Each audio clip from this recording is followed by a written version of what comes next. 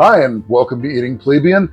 Today we're going to have a nice change of pace when it comes to pasta and noodles and also cold weather. Today we are making beef stroganoff. There are so many different variations to this dish, but I wanted to kind of take it down to some general basics and also put in a couple of little upgrades, like some of the herbs that we'll be using. I've got 1 pound of ribeye steak here. You can use all sorts and different manners of things in here. This is such a flexible recipe. I'm going to be slicing these things up into short strips, and I'll also be taking out some of the fat as well, but it should make it nice and tender. I've got 1 tablespoon of dill weed, approximately 4 ounces of mushrooms that I've sliced up. I've got a half an onion, 2 cups of beef broth, salt, pepper, cooking oil, half an onion. I've got 3 tablespoons of all-purpose flour. We'll be using that to thicken a little bit. I've got 1 teaspoon of thyme, sour cream, 1/2 cup, 3 tablespoons of butter, and finally, I've got a half a package, or 8 ounces, of white egg noodles. Going over to the work surface here, I've got a large saucier that is going to be doing a majority of the work for us. Over next to it, I've got a small saucepan, and I'm going to be cooking the roux for a few minutes in here, just to get it into the roux blonde stage so it's not kind of floury or mealy when we put it into the rest of the gravy for the beef stroganoff. And 4 quarts of salted water, and it's on its way to boiling merrily along. That's going to take care of our noodles.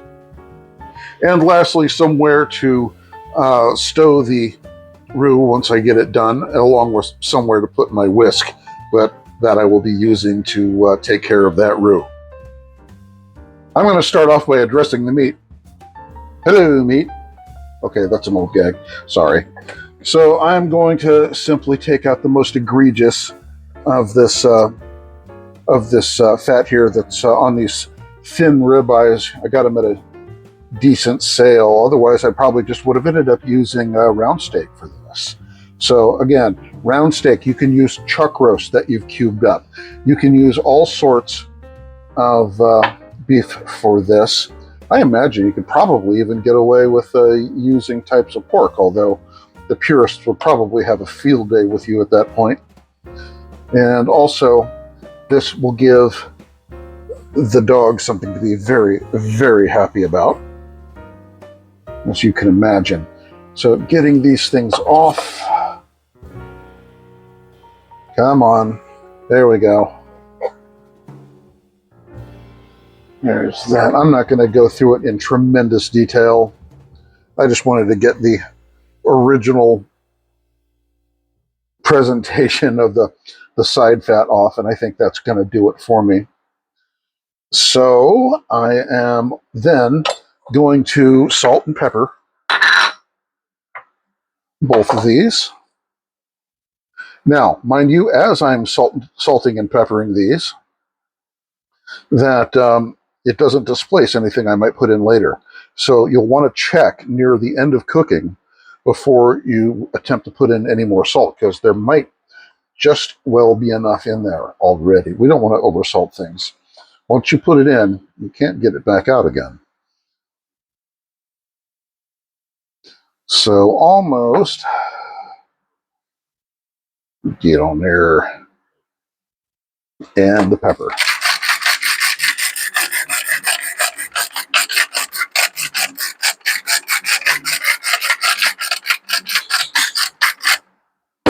On one side, let's do the other.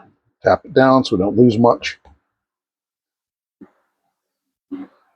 I've already done all the rest of the prep in terms of cooking and slicing and all the rest of that. So after this, I can put my cutting board away.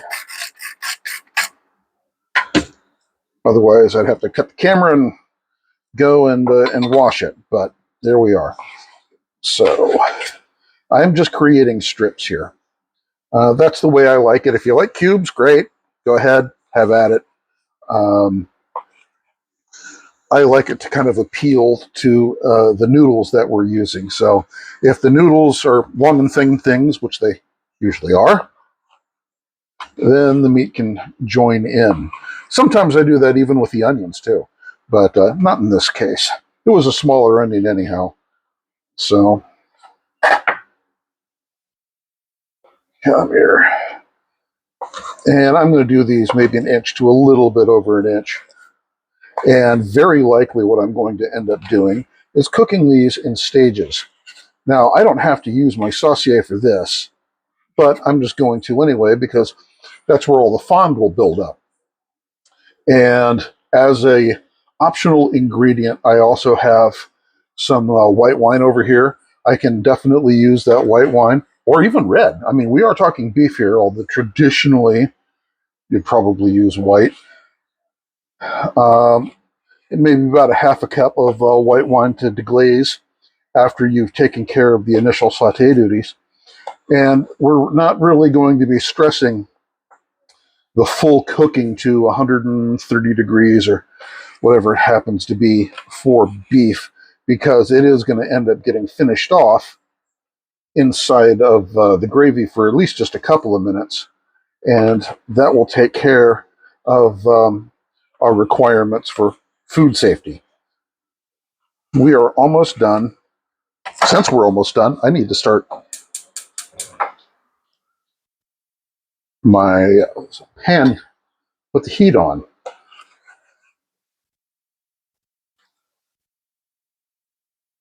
And flip. 1, 2, 3. That'll be good. And I'm going to set this aside. Now, while that pan is heating up, number one, I'm going to rinse my hands off. They're all meaty. I have meaty hands. Yes, yes, I do. In more way than one. Get that cleaned off, and I'm also going to start the heat on that small saucepan over on the side. And I just want to get that a little bit going, and I'll join you back here momentarily. So I got heat coming in both of these. Don't mind my peas over here. That's for a side that I'm doing for the entire dish. You can make peas on your own. So I'm going to place my butter, the 3 tablespoons, inside of the small saucepan. I'm going to put about 2 to 3 tablespoons of oil in here. And I'm going to let it heat up a little bit. I need to find something to stir around in there. And this shouldn't take long.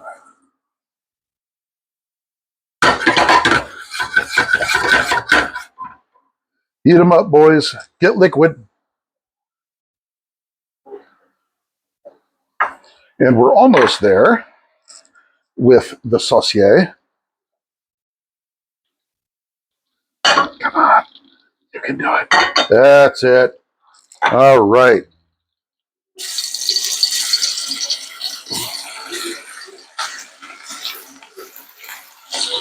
Again, we are just going for a quick saute. This looks, I know, like more oil than you would probably use. And I'm also going to drop the heat down a little bit before I run into problems. That's hot.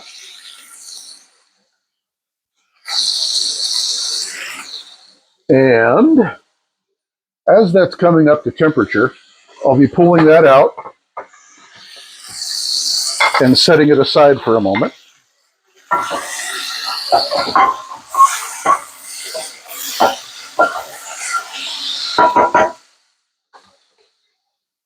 And in goes my flour. And out comes my whisk. So now we just want to give this a gentle couple of minutes. We don't even really want to turn it brown. That would be a roux for a gumbo, or at least a soup or a gravy, which we're not doing. Well, I mean, we could brown it a little bit. I mean, you could call this a gravy. but it's not necessary in this particular case.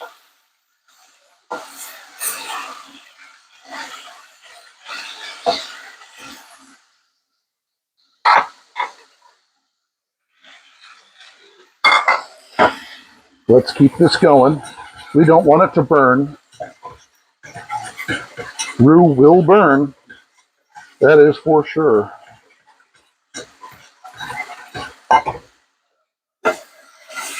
Flip over you. I see you.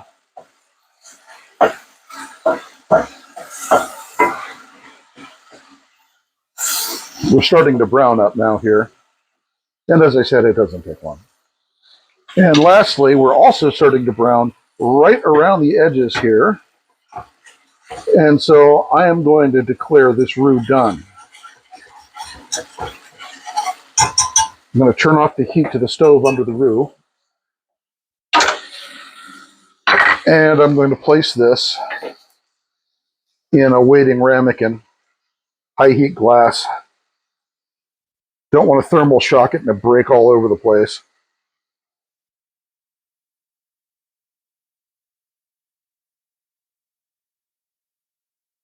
I can smell the nuttiness of this already.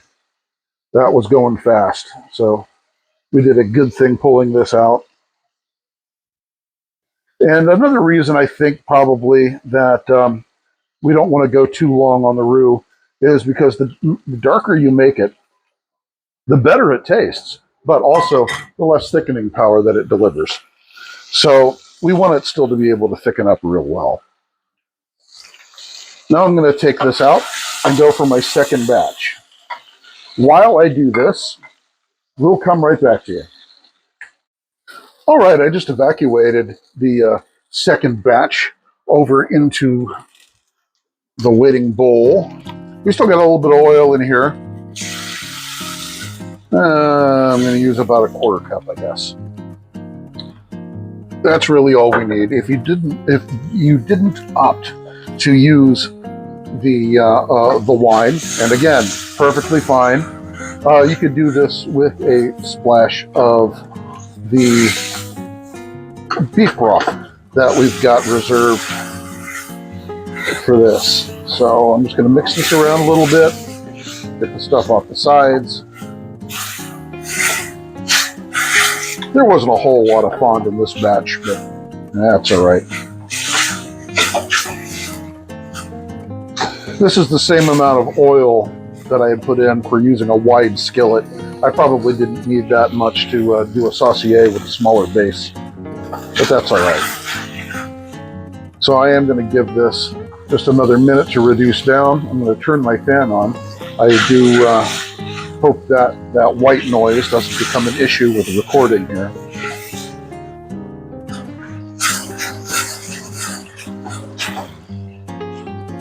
And while it's doing that, I see no reason I can't put in both my onions. Get in there, guys. And my mushrooms. Let those guys soak up, because mushrooms will soak up a whole lot of moisture when they're being cooked.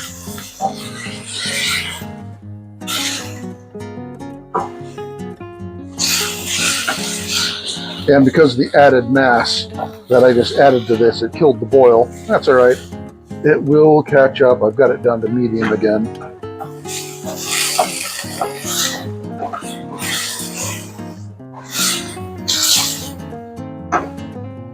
Heat management, always going up and down and up and down, very important when you're cooking. You've heard me say that a ton of times. So we're going to give this a couple of minutes. All right, now after a minute or two, these are all taken care of. And so what I'm going to do is add in my dill and thyme. Remember, we're not going to put any additional salt or pepper into this yet. You've got to wait for that. And I'm also going to put in my 2 cups of beef broth. And we want to bring this back up to a boil. We've got some thickener, and we've also got some sour cream in order to put into this mix. The sour cream will do just fine, thickening a little bit on its own. It's the roux over here that is going to be lifting most of the weight. And so we're going to let this come back to a boil, and then we'll add our thickener and also the beef, and then right at the end, the sour cream. In the meantime, we're going to take our noodles and we're going to place them into the stock pot, and that is going to start off our 10-minute cooking process for those. So I'm going to just give these a stir. I know it's slightly off camera. Apologies. And cover it halfway up.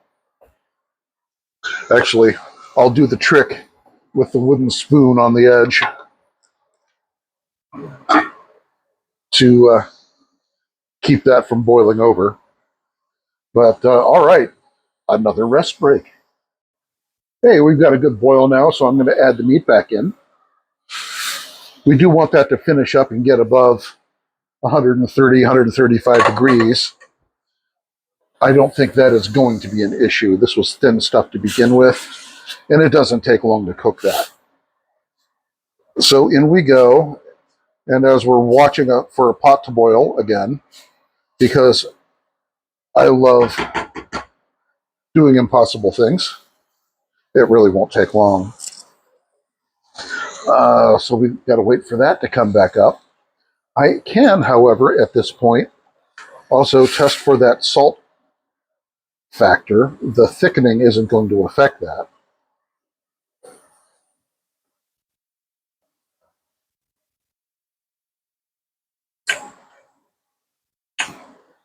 That's pretty dang close. I'm probably going to add in just about a quarter teaspoon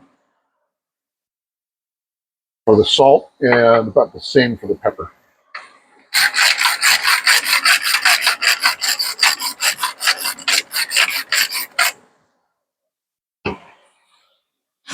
And we've got our boil back.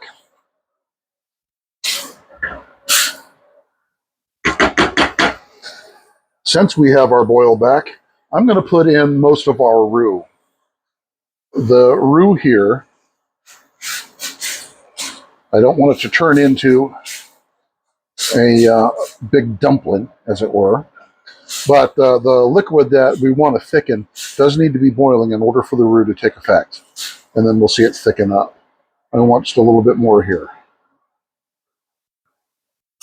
I don't want to make it too thick because also we have what we put in right at the end, and that is, of course, the sour cream, and that could overdo it. But I don't think that's going to be an issue. We'll give this just another minute or so. It's starting to look really good. It's starting to look like it's supposed to. You know, that's always a good sign.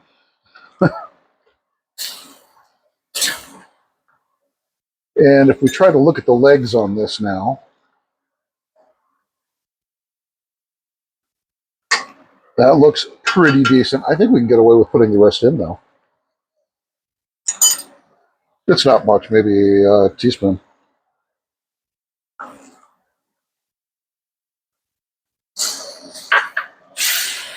So I don't think that's going to matter that much.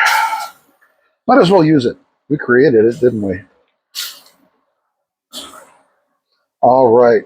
So I'm going to turn this back down, and I've got about 5 more minutes on my noodles. So I'm going to let this coast for just a little bit, and I will join back with you momentarily.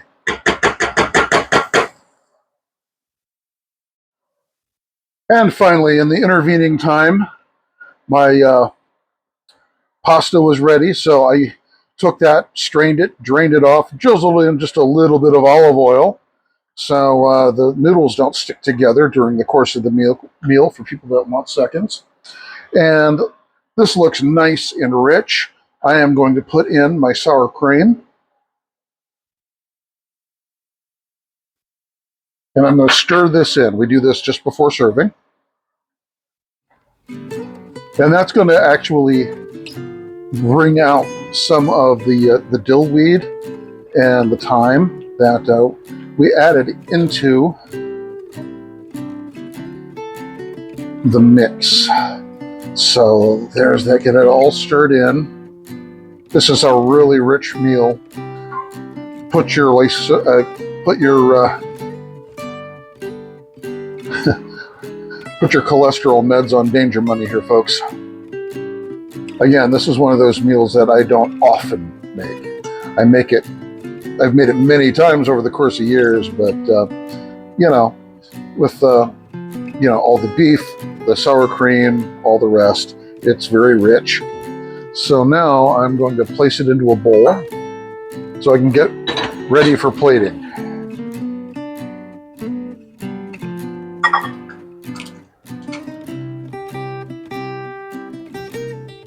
Now, I also could have made this with less gravy, but I have also learned that I am going to be making more noodles tomorrow for second, so I have fresh pasta, and you know, put this over top of it. Some recipes, they like it just a little bit of gravy with more just meat and mushrooms, but I like mine a little saucier than that. So let's plate up.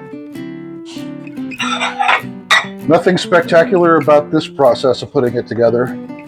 We're just going to take a couple of scoops of the white egg noodles. It's about plenty right there. More than plenty.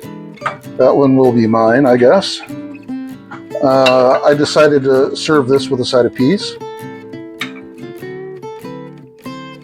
So I'll just set those there.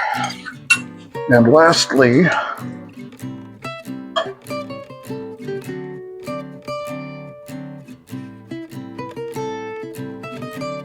the stroganoff. We're just going to nestle that right in on top like a bed.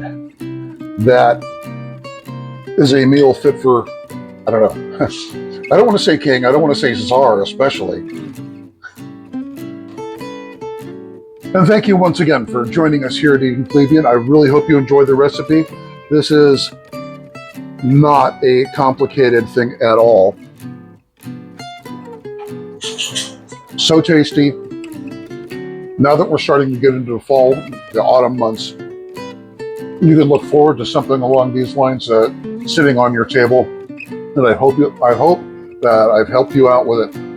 If you can do me a favor, and please hit the like and the subscribe buttons. I know you hear it all the time from every video you've seen, but it really does help me get this new channel up and rolling. And it gets my content out to people who I really think will probably use it. The economy, the way it is right now, all the takeout expenses, the restaurant bills, all of the rest, we have to do something. So anyways, thanks again for Eating Plebian. Have a good night.